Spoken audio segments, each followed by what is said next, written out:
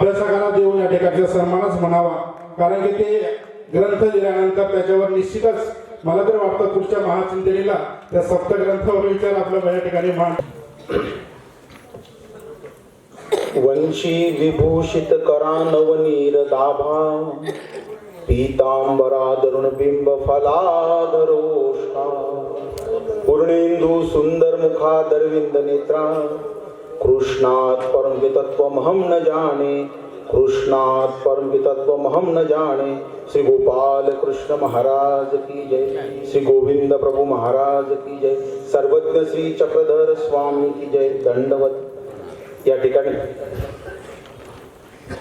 संपन्न होत असणारा महाचिंतनी महोत्सव, या चिंतनीमध्ये सुरुवातीला बाबांनी जेव्हा चिंतनी सुरू केली, चिंतनी जनक करमानिवास बाबाजी, त्यावेळेस 3 चिंतनीचे नाव ऐकले होते: लघुचिंतनी, मध्यचिंतनी आणि महाचिंतनी.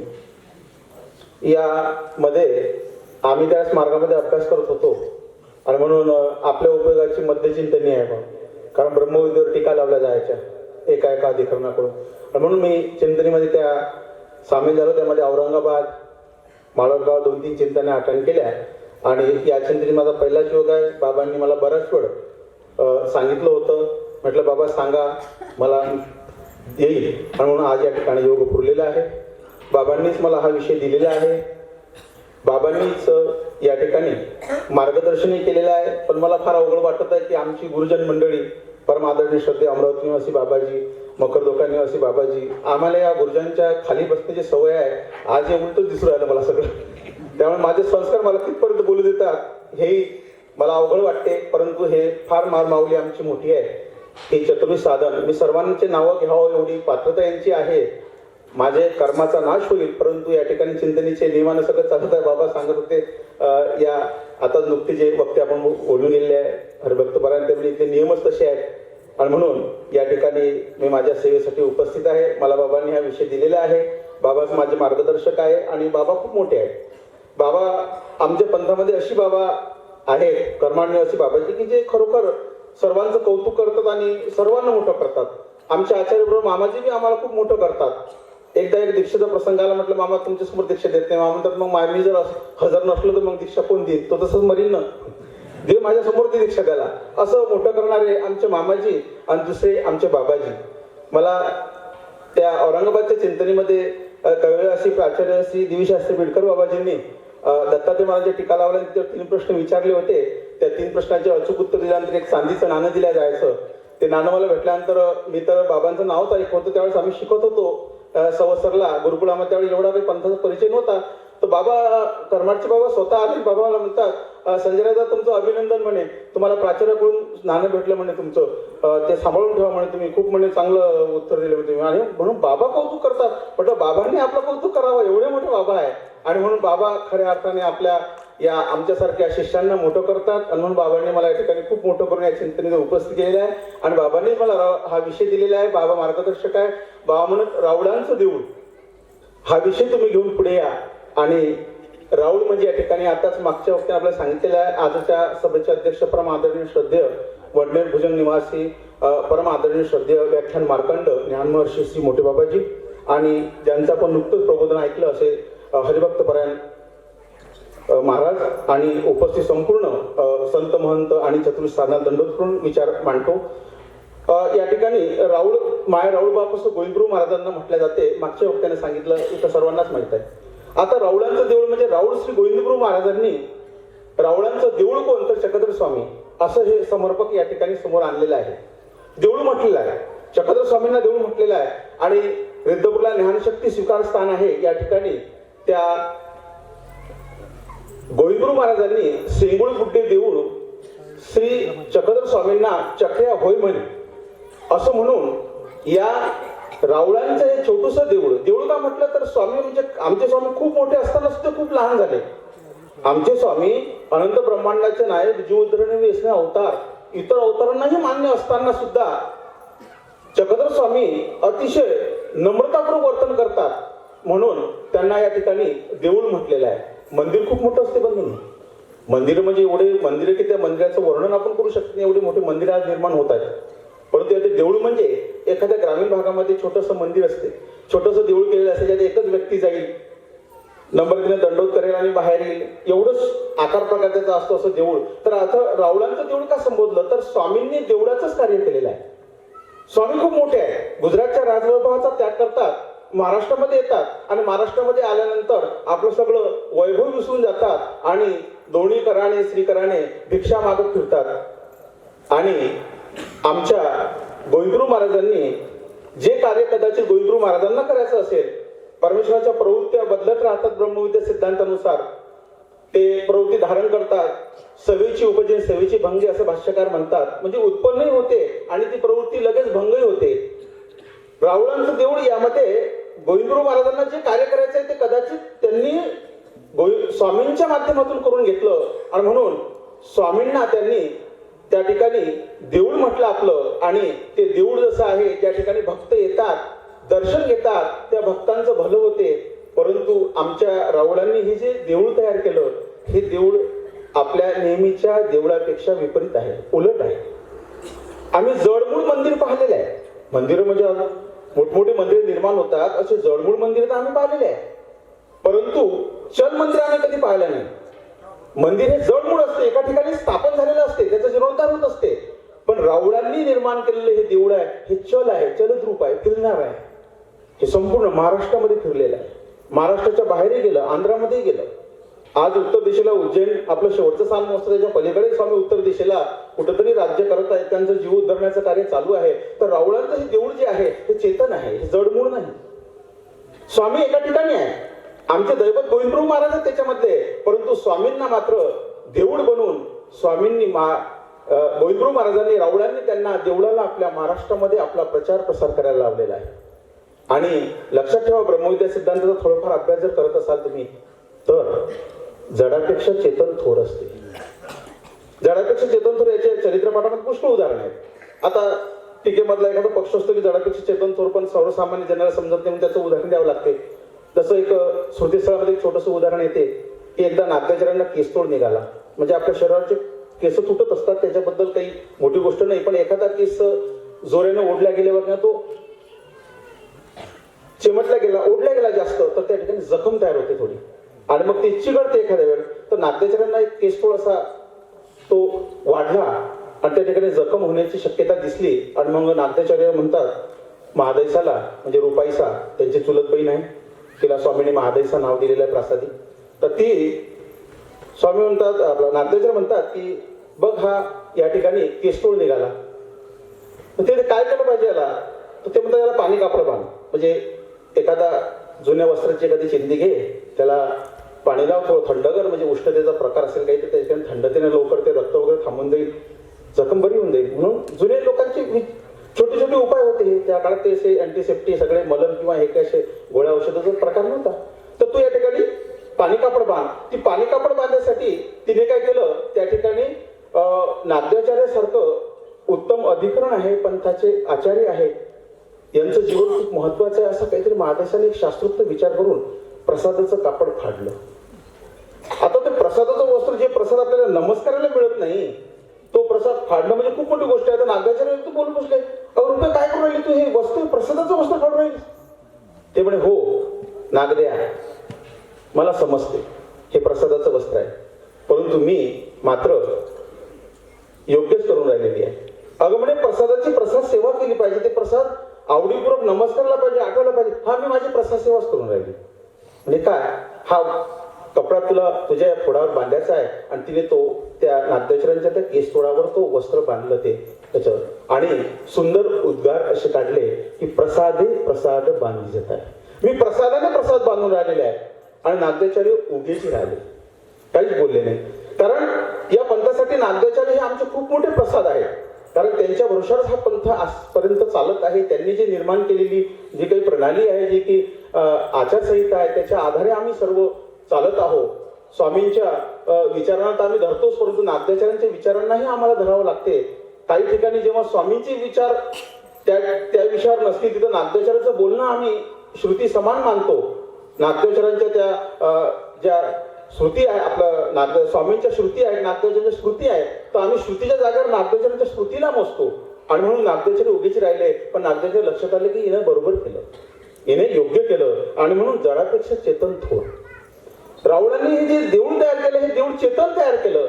जळमूळ नाही, जळमूळ लागेल तर तेवढे देऊळ असतील, परंतु स्वामींनी चेतन तयार, गोविंदगुरु महाराजांनी रावळांनी चेतन असं हे देऊळ तयार केलं. असा हा प्रसंग आहे. म्हणजे त्या प्रसादाचं महत्व, जड प्रसादाचं महत्व जरी आपल्याला आज भरपूर असलं तरी त्यावेळेस नागदेवचार्यांच्या पुढे त्यांना ते महत्व कमी वाटलं आणि तिने तो प्रसाद बांधले जात आहे म्हणून तो प्रसाद त्या ठिकाणी वस्त्र त्यांच्या केशतळावर बांधलं. आणि आणखी उदाहरण आहेत.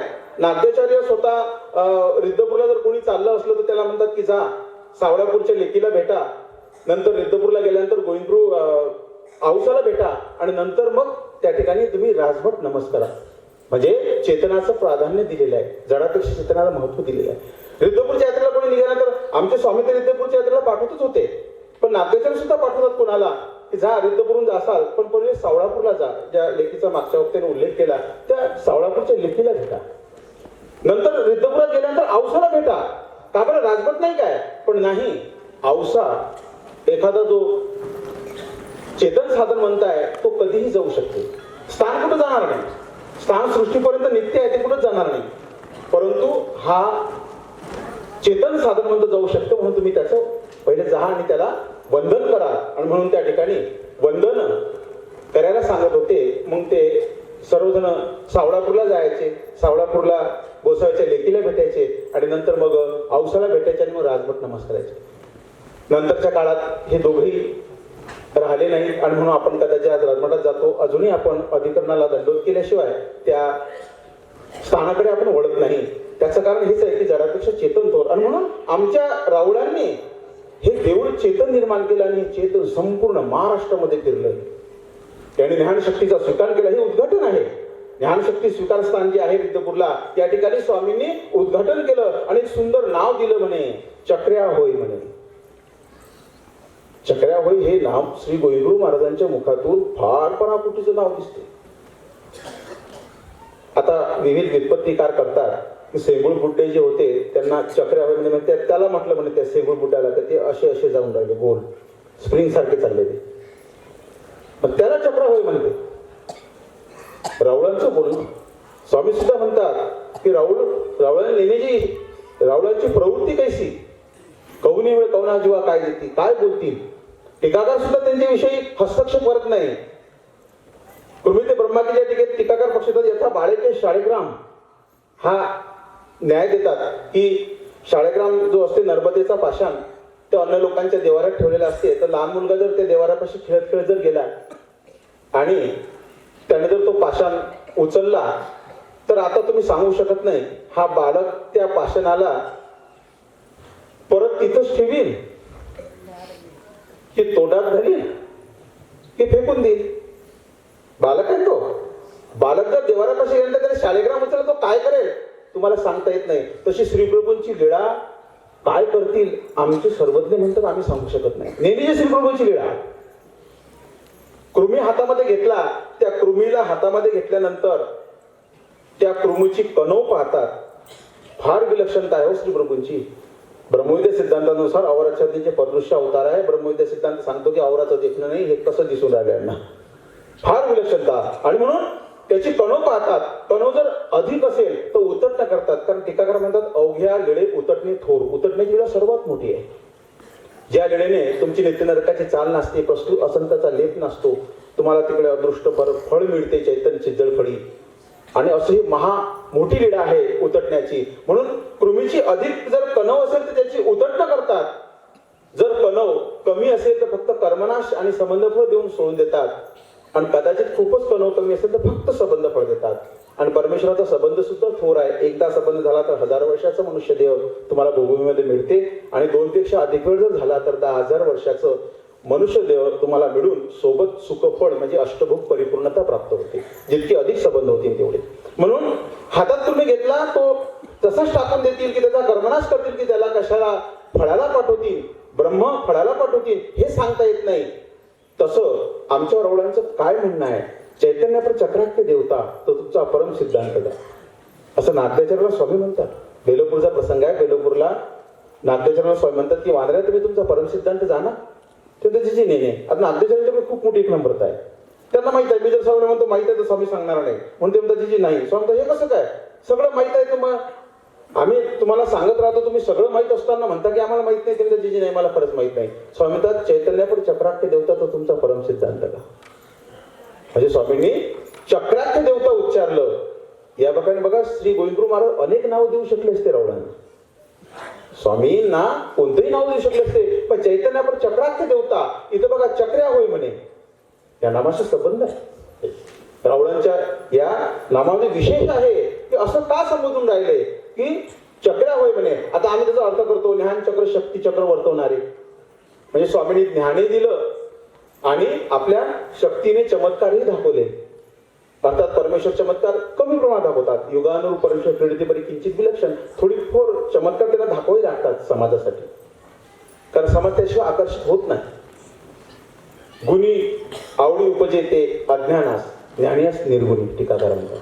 म्हणजे ज्ञानाला निर्गुण देव आवडी उत्पन्न होते, पण अज्ञान जन जो आहे ते काहीतरी गुण, काहीतरी त्या ठिकाणी एखादा चमत्कार दाखवला तर त्याच्याशिवाय सौंदर्य अवदार्य सौभाग्य काहीतरी त्या ठिकाणी दर्शवा लागते, तेव्हाच तो जन आपल्याकडे आकर्षित होते. तसा होत नाही आणि म्हणून चमत्कार करावे लागतात. तर ते स्वामींनी केले थोडेफार, परंतु स्वामींनी जास्तीत जास्त ज्ञानावर भर दिली. संपूर्ण महाराष्ट्रात परिभ्रमण केलं आणि स्वामींनी या आपल्या ज्ञानचक्र आणि शक्तीचक्राला फिरवलं आणि स्वतःही फिरले. गोविंदप्रभू महाराज हे दैवत, या देवळाचं दैवत एका ठिकाणीच आहे, रिद्धपूरलाच आहे. स्वामींनी फक्त ते एकदा गोविंदप्रभू महाराजांना ते तेलीन, त्या काळात जाती व्यवसाय असल्यामुळे काहीतरी ते तेलीन जी आहे, तेली समाजाची बाई ती बासिंग घेऊन चाललेली आहे आणि बासिंग घेऊन जात असताना रावळंजीला म्हटलं अहो मेली जाय दे ना म्हणे, एक बासिंग मला दे, एवढंच म्हटलं आणि ती बासिंग देते, महादेशाची बासिंग घेते आणि एवढंच. आता बासिंग घालण्याची इच्छा झाली म्हणून काय विवाहाची इच्छा झाली असा अर्थ नाही निघत, पण भक्तजनांनी काढलं एक पाऊल पुढं. सगळे भक्तजन स्वामी रावळांच्या पुढे होते एक पाऊल. सर्वांनी मिटिंग घेतली, म्हणे रावळांना लग्न करायचं. समजा एखाद्या बाबाला वाटले घोड्यावर बसवा, म्हणजे बाबाला काय लग्न करायची इच्छा झाली असा अर्थ काढसा तुम्ही. एखाद्या बाबा म्हटलं घोड्यावर बसलं पाहिजे, एका ठिकाणी मिरवणुकीसाठी ते घोडे आणले ना म्हणून तुम्ही जर बसा, म्हटलं तर आपण नाही बसत, म्हणजे अर्थ काढणार काही. तर असा शब्द फक्त एवढंच म्हटलं की ते बासिंग दे म्हणे आणि यांनी लोक मिटिंग घेतली म्हणे रावळांना लग्न करायचं. आणि म्हणून मग काय यांनी त्याच्यात सांगितलं की ठीक आहे रावळांची इच्छा आहे तर लग्न करूनच टाकू. त्याच्यात तो ईश्वरनायक एक सद्भक्त आहे, तो पुढे आला, तो म्हणे माझी मुलगी बी आहे योगायोग, तिचं लग्न झालंच नव्हतं, त्याच्यामध्ये बरं श्री गुरुपूजा मस्तकी बरोबर टाकलं. तर तो पुढे आला म्हणे मी रावळांना देऊन टाकील म्हणे ही मुलगी. ते म्हणे मग आता सगळंच काम जमलं म्हणे, मग आता नवरदेव नवरीच पाहिजे ना, बाकी लग्न जर हे केलं. जेव्हा रावळाला माहीत झालं तेव्हा सगळे यांनी सगळे जमा केली, म्हणजे सामग्री जमा केली, काय तिच्यात लागेल लग्नाच्या सोहळ्यासाठी सगळं जमा केलं. रावळांना म्हणतात जीजी लग्नासाठी सगळं तयार आहे, ईश्वर नायक आपली कन्या देऊन आली. राऊळ खोपून नटले, रावळांना राग आला, अरे काय भाषण घालायची झाली मग तुम्ही असा अर्थ करता काय. मग सगळ्यांनी प्रसंग म्हणला जीजी आमचं चुकलं. समजा ठीक आहे मग आता काय करा, पण आता हे जमा केलं खातं खावं लागेल म्हणून 4 दिवस सोहळा चालला. 4 दिवस सर्वांनी ते जे काही जमा झालेलं मटेरियल होतं त्याच्या आधारे लग्नाच्या सोहळ्यासारखं 4 दिवस तो सोहळा संपन्न झाला. त्याच्यामध्ये रुक्मिणी स्वयंवराची जन्मभूमी तीच आहे की त्या महादेशाला म्हणतात अवमेली जाय कृष्ण रुक्मिणी गाय म्हणे, आणि म्हणून रुक्मिणी स्वयंवराची पूर्व हे दिसते आपल्या त्या ठिकाणी. किंवा तिथून सुरुवात झाली असावी. त्याच्यानंतर नरेंद्राने केलं, त्यानंतर संतोष पर्यंत तर खूप झाले, आतापर्यंत 9-10 रुक्मिणी स्वयंवर झालेले आहेत.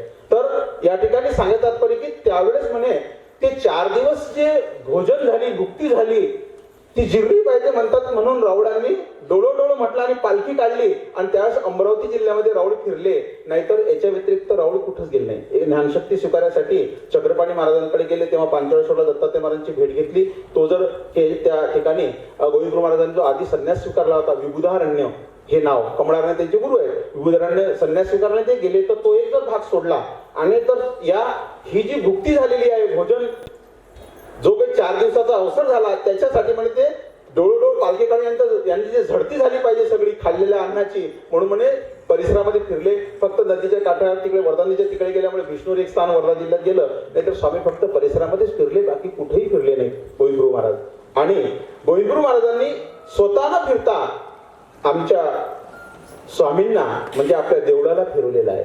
आणि हे देऊळ भक्त जे आहेत ते त्या मंदिरात जातात, देवाच्या दर्शनासाठी जातात, देवाजवळ आपली मनोकामना मागणी करतात, ती मागणी पूर्ण करतात.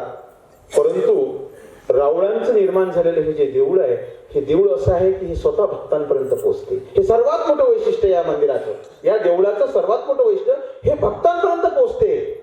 आणि त्या भक्तांना जो एखादी पीडा असते ती पीडा दूर करावी त्या दैवतानं, त्या मंदिरात त्या देवळात गेल्यानंतर त्या दैवतानं. तर इथं म्हणे आमच्या स्वामींनी तर विडाच उचलला की हे छोटे मोठे तर रोग चालतच आहे, पण या जीवाला लागलेला भवरोग कोणता आहे, तर हा खूप मोठा भवरोग आहे.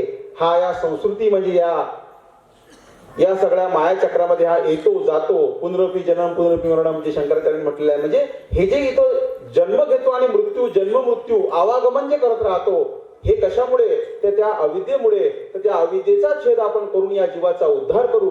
म्हणून या जीवाला सर्वांनाच लागलेला, इथं कोणाला कोणता रोग आहे, कोणाला कोणता रोग आहे, एखादा म्हणजे मी निरोगी आहे, परंतु रोग तर आहेच, रोग नाही तसं काय. ते म्हणे मार्कंडाला एक दिवस म्हणतात की जा, बाईचा म्हणते की तुम्ही कोणाला काही काही देता, सर्व भक्तजनांना काही ना काही देत राहता, माझ्या मार्कंडाला तुम्ही कधीच काही देत नाही. स्वामी म्हणतात बाई तुम्ही असं कसं काय म्हणता, आम्ही मार्कंडाला बी आमच्यापासून बरेच दूर प्राप्त झाले, नाही म्हणत मी काही देत नाही. स्वामी म्हणतात जा मार्कंडा, तुम्ही आता भिक्षा करून आणा म्हणे, आणि येतं 18 घास भिक्षा संपादामा, इथून तुमचे 18 रोग पिंपळी बांधली. मला एखाद्यानं प्रश्न केला की त्याचे 18 रोग कोणते होते, मी फोनच ठेवून दिला, म्हटलं नंतर सांगतो, माझीच तब्येत खराब झाली. हे तर चरित्रात आलेलेच नाही 18 रोग कोणते. गुरुजींना फोन लावला, गुरुजी म्हणजे जेवढ्या साध्या प्रश्नाचं उत्तर देता येत नाही, मार्ग कशाला सोडला, डबल या अभ्यास आले, आता काय करावं. मग मी त्याचा अभ्यास केला. हो 18 काय, इथं कोणाला रोग नाही, निरोगी कोणीच नाही. रुक्मिणी स्वयंवरात ते संतोष मुनी वर्णन करताना म्हणतात की दोषीविन कौन कूड असे राया आणि व्याधीविन न वर्ती ऐसा कौन असे दिहिया एक श्रीकृष्ण चक्रवर्ती वांचू.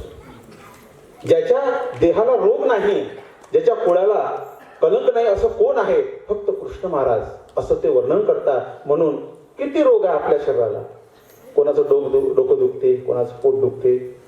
एक म्हणे माझं पोट दुखत नाही पण दुसऱ्याचं पाहून दुखते म्हणून. कोणाची पाठ दुखते, कोणाच्या मनक्यात गॅप पडलेला आहे, कोणाची गादी फाटते, कोणाची सरकते, इतके आजार आहे. बरं पाणी म्हणे शरीरात एवढं पाणी आहे, पण कोणाच्या पोटात पाणी होते, कोणाच्या पाठीत पाणी होते, पाणी जाते, लिकेजच कुठून होते काय समजत. एक एक आजार नवीन नवीन. म्हणून 18 पिंपळी बांधी जेल, असे कितीतरी आजार आपल्या शरीरात असू शकतात. आणि म्हणून हे सगळे आजारच म्हटलेले आहे. तर असा संस्कृतीमध्ये लागलेला येणे जाण्याचा जो हा रोग आहे तुमच्या पाठीमागं, तोच परमेश्वराला नष्ट करायचा आहे. रावळांच्या देवळाला हाच रोग नष्ट करायचा आहे. म्हणून हा भक्तांपर्यंत पोहोचत आहे. आणि जो सर्वांना लागलेला दोष आहे, सर्वांना जो लागलेली व्याधी आहे, ती दूर करायची आहे. आणि म्हणून स्वामी हे देऊळ फिरत आहे आणि हे गोविंदप्रभू महाराजांचंच कार्य करत आहे. देवळाने, त्या देवळामध्ये येणारे भक्त आपली जे काही दुःख व्यथा आहे ते परमेश्वराला सांगतात. पण परमेश्वराने तुमच्या दुःखाचं मूळ काय आहे, जे अविद्या आहे, त्या छेदाचेच उपाय सांगितलेले आहे. आणि असे स्वामी त्या ठिकाणी फिरले. आता स्वामींच्या वर्णनाच्या लेडा काय कमी आहेत. स्वामी भांडाऱ्याला गेले, तिथं भांडारेकार स्वामींचे आद्य शिष्य विदर्भामधले अनुसरलेले. आणि या भांडारेकारांना स्वामींचं दर्शन झालं आणि तसेच ते स्वामींच्या पाठीमागं पडले, पाठीमागं निघाले, सर्व वैभवाचा त्याग केला. आणि स्वामींच्या मागं फिरत असताना बौद्ध गावला जातात. त्या बौद्ध गावला त्यांना विंगुळीचा दंश होतो. आणि विंगुळी दंश झाल्यानंतर ते स्वामींना म्हणतात, ते विचार करतात की मला जर ह्या वेदना असह्य होऊन राहिल्या, ह्या वेदना जर मी सहन करू शकलो नाही आणि माझ्या आवाजाने जर स्वामीला या ठिकाणी त्रास झाला, स्वामीची निद्राभंग झाली, तर मला याचा खूप मोठा दोष लागेल. म्हणजे स्वामींना म्हणतात, जी मी तुमची स्तुती करू. स्वामी काही हरकत नाही, स्तुती करायला काही विचार लागते काय. परमेश्वर जो आहे तो साधारण व्यक्तीची स्तुती केली त्यालाही चांगलं वाटते. मग एवढा मोठा परमेश्वर आहे ज्याने सृष्टीची रचना केली, त्याला का बरं चांगलं वाटणार नाही. म्हणून करा. तर या ठिकाणी त्या भांडारेकरांनी स्वामींची स्तुती केली बंधूंनो, फार उच्च स्तुती केली. एवढी छान स्तुती केली की पंथाच्या आद्य आचार्याला श्री नागदेवाचार्यांनी सुद्धा स्वामींची पांगुळ वेशामध्ये स्तुती केली डोमेग्रामला. आता पांगुळ वेशामध्ये स्तुती केली आणि ही स्तुती केल्यानंतर स्वामी प्रसन्न झाले. स्वामी बाई सांगतात की बाई किती छान स्तुती केली, अशा भक्ताला काय दिलं पाहिजे? सांगतात बाबा आपलं प्रेमदान द्या, आपलं आनंद द्या आपला. मग स्वामी नागदेवाचार्य पुढे आले. नागदेवाचार्य म्हणतात, वांदऱ्या तू आमची स्तुती केली, ही स्तुती तू तुझ्याजवळच्या शब्दाने केली की माझ्या? तुमचं माझ्याकडे काय होतं, मी कसा आहे हे तुम्हाला सगळं माहिती आहे. माझ्याकडे काय, हे सगळं तुमचंच आहे. सांगतो ऐसे होय, मला तुझ्या म्हटलं एकच गुण खूप आवडतो, तू नम्रता स्वीकार. नागदेवाचार्यांकडे हा खूप मोठा गुण. जिजी मात्र काय असं माझ्याकडे काही नाही. आणि स्वामींची नम्रता आहे. कारण स्वामी ही तुम्ही जर चरित्र वाचत असाल तर स्वामींसाठी नेहमी स्वामी बघा भक्तांमध्ये एक शब्द वापरतात, हे नवे आले. ती नागा राऊळ म्हणते की जे आपले अपत्य पडताळी ना, स्वामी म्हणतात हे नवे आले, आलो ना आम्ही. किंवा सूत्रामध्ये बघा,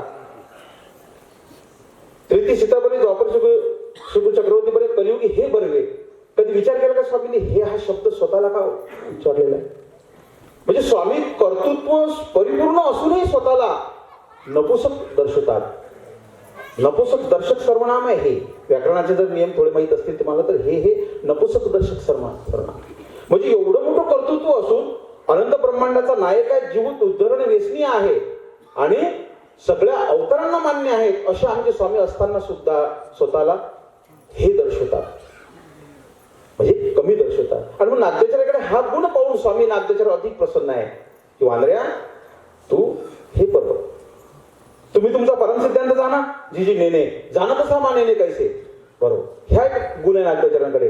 असे या रावळांचे या सहवासामध्ये, या देवळांच्या सहवासामध्ये कसे भक्त तयार झाले विचार करा. ही नम्रता वृद्ध नेवाशाला स्वामींना पाठवतात, स्वामी त्यांना बाजाराला पाठवतात. प्रल्हादबाईच्या समोर आलेली आहे. प्रल्हादबाईला स्वामी देव निरूपणाची इच्छा झाली. स्वामी प्रल्हादबाईला म्हणतात की बाई तुम्ही देव जाणा. ती म्हणते जीजी मी देव नाही. ठीक आहे. आणि मग स्वामींना निरूपणाची प्रवृत्ती स्वामी हळूच म्हणतात नागदेवाचार्य कोण येत नाही, वानरेश काय येत नाही. आणि थोडे बसून घेतलं. ती थोड्या वेळाने आणली, म्हणते देवा जीजी तुम्ही देव सांगणार होते ना, देव कसा आहे? स्वामींनी सांगितलं बाई देव पाषाणाचा नव्हे, देव काष्टाचा नव्हे, देव लाकडाचा नव्हे, पाषाणाचा नव्हे, कागदाचं नव्हे, कपड्याचं नव्हे, सगळं सांग. वानरेश काय येत नाही. ती म्हणते हे काय अवघड काम आहे. थोडस सांगतात. आपण एखादी सिरियल पाहतो टीव्हीवर, ती सिरियल खूप चांगली चालू असते, मदतच ऍड येते वॉशिंग पावडर निर्माण, विषय संपतो, सगळे लिंक तुटून जाते. ती पण मला देव सांगायला जातात ना, हा वानरेश मत का पुसते. आणि मग नागदेवाचार्य येत नाही. स्वामी वरती जाऊन पाहतात तरी दिसत नाही, खाली येतात. जीजी मग देव कसं आहे सांगा. स्वामींनी सांगितलं. शेवटी निर्वचन प्रकरण सांगितलं. नागदेवाचार्य आले. आल्याबरोबर स्वामी काय म्हणतात, वानऱ्या आज उशीर काऊन लावला? तुमचं अवघड काम आहे, आज तर बिफोर आहे मी गाडी, माझी गाडी तर आज बिफोर आलेली आहे अगोदर. तरी असं काय म्हणतात आल्या उशीर करा. पण ते म्हणतात जीजी हो लागला थोडासा उशीर. ही नागदेवाचार्यांकडे सर्वात मोठं गुण. आणि आले स्वामीला दंडोत करताना, जीजी मी नेहमीपेक्षा तर बरोबर आलेलो, बलके मला आता असं वाटतं की मी आज थोडं लवकर आलो. तुम्ही आल्याला मला असं का म्हटलं? स्वामी अरे आम्हाला निरूपणाची प्रवृत्ती होती म्हणून आम्ही तसं म्हटलं. आम्हाला देव सांगायचा होता. प्रल्हादबाईला सांगून काय उपयोग आहे? ऐकून घेतलं, इकडून ऐकलं की सोडून गेलं. तू कदाचित धरण्यासारखा होता म्हणून तुझी वाट पाहत होतो. हा जी बरोबर आहे. म्हणजे हे एक नागदेवाचार्यांकडे हे अशी असल्यामुळे स्वामी काय करतात, त्यांना विशेष मानतात. हे तू स्तुती केली, ही स्तुती कशी आहे? माझे हे शब्द माझे नाही तुझे. ते तर जे माझ्याकडे मी सप्तव्यसनाचा मनुष्य, माझ्याकडे कसली शब्द शैली, हे सगळं तुमचं आहे. समजा ठीक आहे काय हरकत नाही, तू खूप छान स्तुती केली, पण हे बघ भांडारेकार स्तुती करू जाणत, तुझ्यापेक्षा भांडारेकार खरोखर स्तुती करू जाणती, फार सुंदर. आणि स्वामींनी त्याच्यावर मौद्याची लीळा जन्माला आली. स्वामींनी मौद्याची लीळा सांगितली आणि नागदेवाचार्य त्या ठिकाणी आपला भांडारेकार त्या ठिकाणी स्वामींची स्तुती करतात. एक वेगळी दंश झाल्यानंतर त्या परमेश्वराचं परमेश्वर तो बाजूला ठेवून स्तुती करत ते एवढे मग्न होऊन जातात की त्यांचं विषय उतरते. परमेश्वराचे गुणवर्णन करताना आपल्या वाचिक शारीरिक कर्मांचा नाश होतो, मानसिक कर्मांचा नाश होतो. तर या ठिकाणी त्यांचं कर्म चुकते आणि ते दुःख थांबून जाते. आणि विंगुळी स्तोत्र जन्माला येते. अशा पद्धतीमध्ये सांगायचं तात्पर्य की स्वामींनी हे रावळांचं जे देऊळ आहे हे ज्या ठिकाणी गेलं त्या ठिकाणी कसे भक्त निर्माण झाले. चल मंदिराने भांडारेकरासारखी विभूती विंगुळी स्तोत्र जन्माला येते. नागदेचार्यासारख्याकडे स्वामी चैतन्यापर चक्राख्य परम सिद्धांत हा सिद्धांत सांगितला जातो. एकदा सांगितल्यानंतर स्वामी परत त्यांना सांगतात. असे विविध कार्य या स्वामींच्या म्हणजे रावळांच्या देवळाने केलेले आहे आणि एक एक विभूती अशी जन्माला आली. नागदेचार्यांचं तर वैशिष्ट्य एवढं मोठं आहे की नागदेचार्य हे सप्त व्यसनाने सप्त दांडाळीने व्यक्त होते. त्यांचे चरित्र सर्वांनाच माहित आहे. परंतु त्या रावळांच्या देवळाने त्यांच्यामध्ये एवढा बदल केला. इथं दर्शनाला हजारो लोक जातात, त्यांच्यामध्ये बदल होत नाही. पण इथं बघा एवढा बदल नागदेचार्यांमध्ये झाला की नागदेचार्याला प्रत्येक कवीने लेखकाने पाचव्या अवताराच्या स्तुतीनंतर बसवलेला आहे. म्हणजे तुम्ही जर कधी पूजावसर सकाळचा पूजावसर वाचत असाल त्यात पाचव्या अवताराचं नमन झाल्यानंतर कवी काय म्हणतो, सद्धर्मोक्ती सुरंजिता मधुकरा श्री नागदेवा. म्हणजे सप्तवेस्ताने युक्त असणाऱ्या नागदेचार्यांना स्वामींच्या या रावळांच्या देवळाचा स्पर्श झाला, या देवळाचं दर्शन झालं आणि नागदेचार्याचं जीवनाला परीस लागला. एक सप्तव्यसनाचा व्यक्ती एवढा मोठा होतो की जो आपल्या सकाळच्या पूजावसरामध्ये जाऊन बसतो. सद्धर्मोक्ती सुरंजिता मधुकरा श्री नागदेवा नमा म्हणजे नागदेचार्य नमन केलेला आहे. निर्वेद स्तोत्रकार सुद्धा स्वतंत्र नमन करतो नागदेचार्यांना. त्या नागार्जुनाचा उपकारू जो भांडारी ब्रह्मविद्येचा सारथी वैराग्याचा बापू आचार्यांचा नवीन नागार्जुन. म्हणजे आमचे जे स्तवन सकाळी उठून देवाचे स्तवन करावे स्तुती करावे एवढे मोठे मोठे आमचे स्तवन जे आहेत त्याच्यामध्ये नागदेचार्यांचं नाव. म्हणजे रावळांचं देऊळ फिरलं हे किती महत्वाचं ठरलं. ते पुरी पांढरीला गेलं, नागदेचार्यांना शोधलं. माईभट्टाचं उदाहरण मागच्या वक्त्याने सांगितलेलं आहे की माईभट्टासारखी विभूती जे स्वामींचं दर्शन झाल्यानंतर अनंत ब्रह्मांडाच्या नायकाला फक्त कायाप्रणित करते. म्हणजे फक्त आपलं शरीर तेवढ्या पुरतं वापरून एक वंदन करते, ते मातंगाला पाहून एक दंडवत घालते किंवा याने माझं देव दाखविला. एवढा बदल रावळांच्या देवळाचा आहे. रावळांचे म्हणजे गोविंदगुरू महाराजांकडे तो नागदेचार्य स्वामींनी एवढे जरी कार्य फिरले असतील महाराष्ट्रभर, परंतु स्वामींनी मात्र त्या दैवताचं आपण जरी रावळांचं कार्य करत असलो तरी दैवत मात्र श्री प्रभूंकडे दाखवलेलं आहे. आणि प्रत्येक भक्ताला स्वामींनी श्री प्रभूंचंच महत्व सांगितलेलं आहे. श्री प्रभूंचे सरवळ्यामध्ये श्रीप्रभूंची सूत्र येतात. त्याच्या स्वामींनी तसं प्रसंगोची सर्वच अवतारांची स्तुती केलेली आहे, परंतु रावळांची स्तुती आपले श्रीगुरु म्हणून केलेली आहे. महादेवचा प्रश्न विचारते, जी आम्ही गोसावी चिंतू गोसावी काही चिंतते बाई सकल जीवा चिंती. असाच प्रश्न बाईसा करतात. बाबा आम्ही बाबा चिंतू बाबा काही बाई श्रीप्रभूची थाप चिंतती. म्हणजे एवढं मोठं कार्य करून महाराष्ट्रामध्ये फिरून घरोघरी जाऊन या जीवांना ज्ञान दिलं, या जीवांना या विभूतींना तयार केलं, परंतु स्वामींनी याचं श्रेय आपल्याकडे घेतलं नाही. टीकाकार म्हणतात आपुला गुण पुढीला वरी घालावा. आपल्याकडे हे कार्य घेतलं, आपले गुण जे असतील पुढल्यावर घालावे. म्हणजे एवढे मोठे संदीपानी ब्राह्मणाचे मुलं आणल्यानंतर स्वामी कृष्ण महाराज बलरामदादाला म्हणतात की बघा हे संदीपानी ब्राह्मणाचे पुत्र तुम्ही आणू शकले नाही, मी आणू शकलो नाही, अर्जुनाने आणले.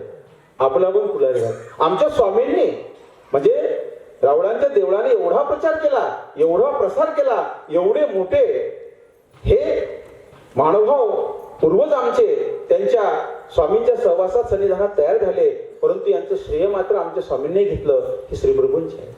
आणि सर्वांना त्या ठिकाणी मार्गदर्शन करताना श्रीप्रभूची महिमा सांगतात, रावळांची महिमा सांगतात. रावळांचं कार्य आम्ही करत आहोत.